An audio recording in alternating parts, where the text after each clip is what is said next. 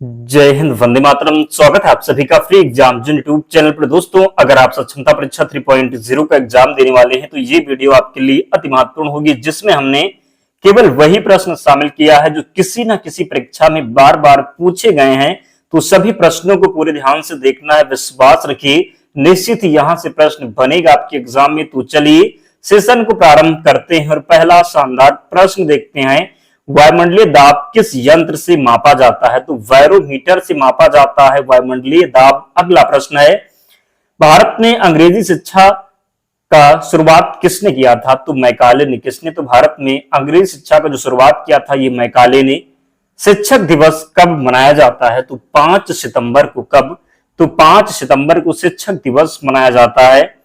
मृतकों का टीला किसे कहा जाता है? मोहनजोदड़ो को मृतकों का टीला कहा जाता है।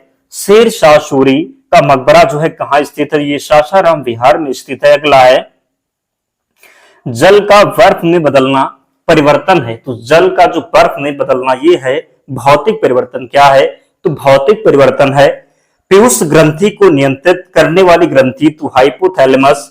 इंसुलिन की कमी से कौन सा रोग हो जाता है? मधुमेह। अगला है, 23.5 डिग्री उत्तरी अक्षांश रेखा क्या कहलाती है? कर्क रेखा।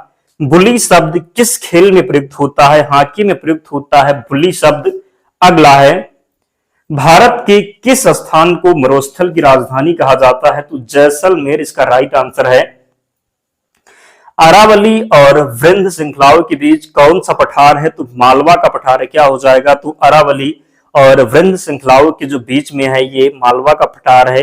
अगला है, अरब सागर में स्थित भारतीय द्वीपों की कुल विशेषता बात करेंगे।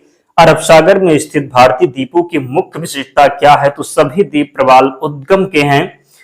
मैकाल का पठार भारत के किस राज्य में है? तो मैकाल का जो पठार है ये छत्तीसगढ़ में है। छोटा नागपुर किसका नाम है? तो रांची का पठार। इंदिरा पॉइंट भूमध्य रेखा से कितनी दूर है? 876 किलोमीटर। भारत और चीन की सीमा रेखा को स्पर्श करने वाले भारतीय राज्य कौन से हैं?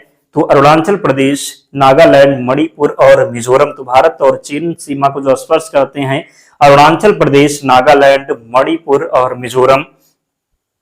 दक्षिण भारत की सबसे ऊंची चोटी राइट आंसर होगा अनाईमुड़ी। सर्वप्रथम इंडिया शब्द का प्रयोग भारत की किस भाषा में किया गया? तो ग्रीक भाषा में। किसमें? तो ग्रीक भाषा में। क्षेत्रफल की दृष्टि से भारत का विश्व में स्थान 7वां हो जाएगा। भारत के उत्तर में कौन सा देश है? तो चीन, नेपाल और भूटान स्थित है। भारत के उत्तर में कौन सा देश है? तो चीन, नेपाल और भूटान। भारत के पूर्व में कौन सा देश है? बांग्लादेश हो जाएगा भारत के पूर्व में। भारत के पश्चिम में कौन सा देश है? तो पाकिस्तान है। भारत के दक्षिण पश्चिम में कौन सा सागर है? अरब सागर हो जाएगा। भारत के दक्षिण पूर्व में कौन सी खाड़ी है? तो बंगाल की खाड़ी। भारत के दक्षिण में कौन सा महासागर है? तो हिंद महासागर। पूर्वांचल की पहाड़ियां भारत को किस देश से अलग करती हैं? तो म्यांमार से अलग करती है। किससे? तो म्यांमार से। मन्नार की खाड़ी और पाक जलडमरू मध्य भारत को किस देश से अलग करते हैं? श्रीलंका से। ब्रह्म समाज की स्थापना कब हुई? तो 1828 में ब्रह्म समाज की स्थापना हुई। ब्रह्म समाज की स्थापना किसके द्वारा और कहां की गई? तो कलकत्ता में राजा राम मोहन राय। क्या हो जाएगा? तो ब्रह्म समाज की स्थापना राजा राम मोहन राय के द्वारा कहां पर की गई? तो कलकत्ता में। पूछा जाए कब? तो 1828 में। आधुनिक भारत में हिंदू धर्म के सुधार का पहला आंदोलन कौन सा था? तो ब्रह्म समाज। ब्रह्म समाज का विरोधी संगठन कौन सा था जिसने सती प्रथा व अन्य सुधारों का विरोध किया? तो धर्म सभा हो जाएगा। सती प्रथा का अंत कब हुआ? तो 1829 में। सती प्रथा के अंत में सबसे अधिक प्रयास किसका रहा? राजा राम मोहन राय। आर्य समाज की स्थापना कब हुई? तो 1875 में। पूछा जाए कहां पर? तो 1875 में मुंबई में आर्य समाज की स्थापना की गई।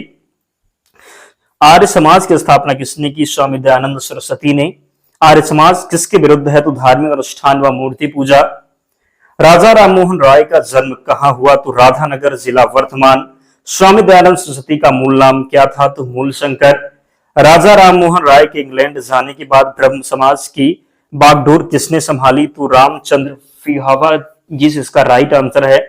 1815 ईस्वी में कोलकाता में किसने आत्मीय सभा की स्थापना की? राजा राम मोहन राय। थियोसोफिकल सोसाइटी की स्थापना कब और कहां हुई? तो 1875 न्यूयॉर्क में थियोसोफिकल सोसाइटी की स्थापना भारत में कब और कहां? तो 1882 अडयार मध्य प्रदेश में है। सत्यार्थ प्रकाश की रचना किसने की? दयानंद सरस्वती ने। वेदों की ओर लौटो का नारा किसने दिया? दयानंद सरस्वती के द्वारा वेदों की ओर लौटो का नारा दिया गया।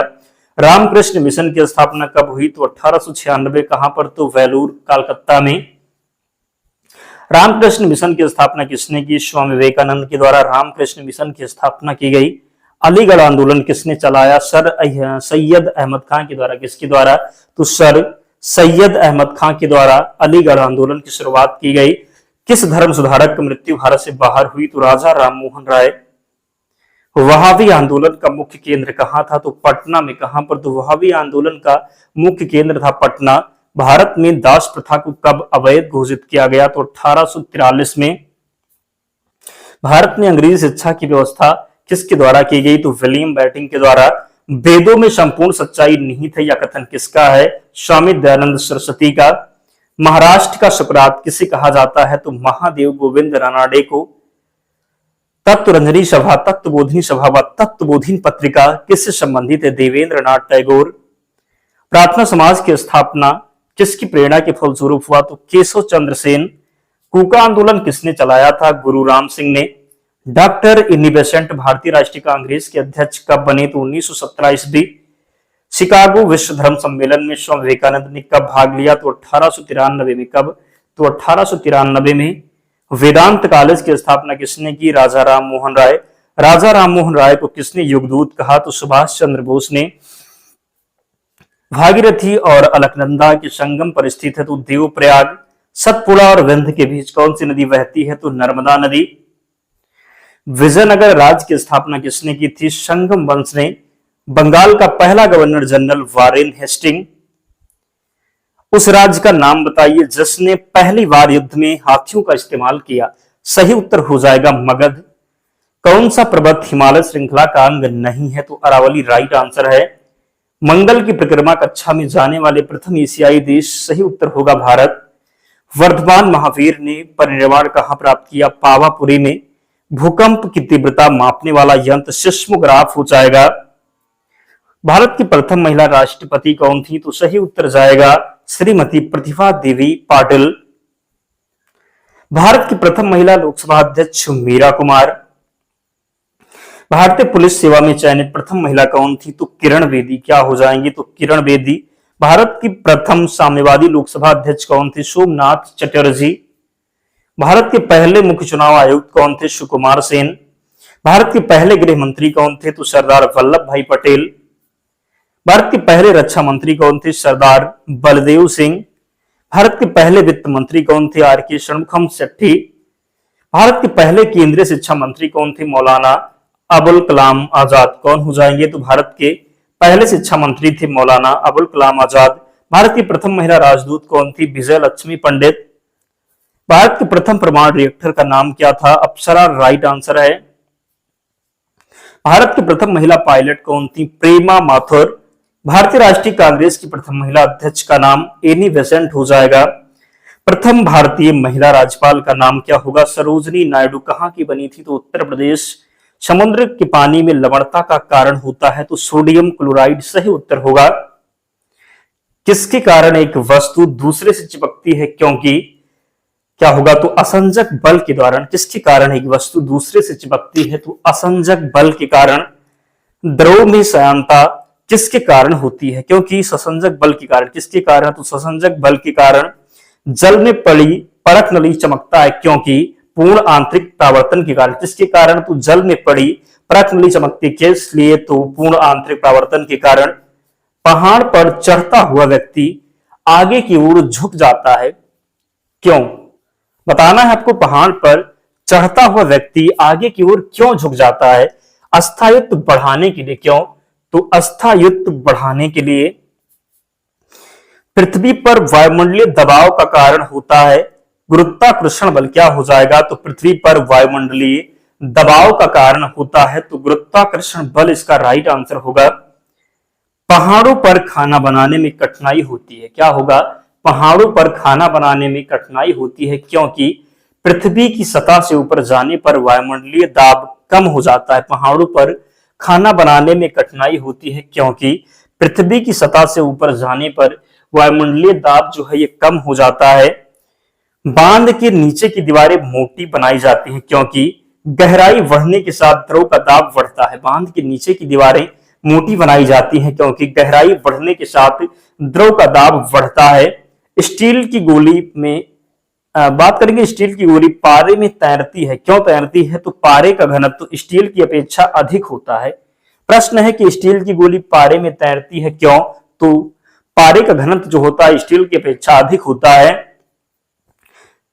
जल का सतह पर तैरती हुई दिखाई जल का सतह पर सुई क्यों तैरती हुई दिखाई देती है? पृष्ठ तनाव के कारण। क्यों? तो पृष्ठ तनाव के कारण। दूध से क्रीम के कारण जो है, दूध से क्रीम के कण अलग हो जाते हैं अपकेंद्रीय बल के कारण। बर्फ पानी पर तैरता रहता है, इसका कारण होता है बर्फ का घनत्व पानी से कम होता है। दोस्तों इतने प्रश्न थे, तो इन सभी प्रश्नों को आपको याद करना है। और जिन प्यारे दोस्तों ने अब तक वीडियो को लाइक नहीं किया है, निवेदन है आप सभी से जल्दी से वीडियो को लाइक कर दीजिए और चैनल को सब्सक्राइब करके हमारे साथ जुड़ जाएं। और इसकी पीडीएफ के लिए टेलीग्राम चैनल से जुड़ जाना लिंक डिस्क्रिप्शन बॉक्स में है, या फिर आप टेलीग्राम पर जाएंगे, सर्च करेंगे फ्री एग्जाम जोन, आपको चैनल मिल जाएगा, ज्वाइन हो जाना, वहां पर आपको सारी पीडीएफ मिल जाएगी। तो मिलते हैं नेक्स्ट वीडियो में, तब तक पढ़ते रहिए, ध्यान रखिए अपना, स्वस्थ और सुरक्षित रहिए। जय हिंद।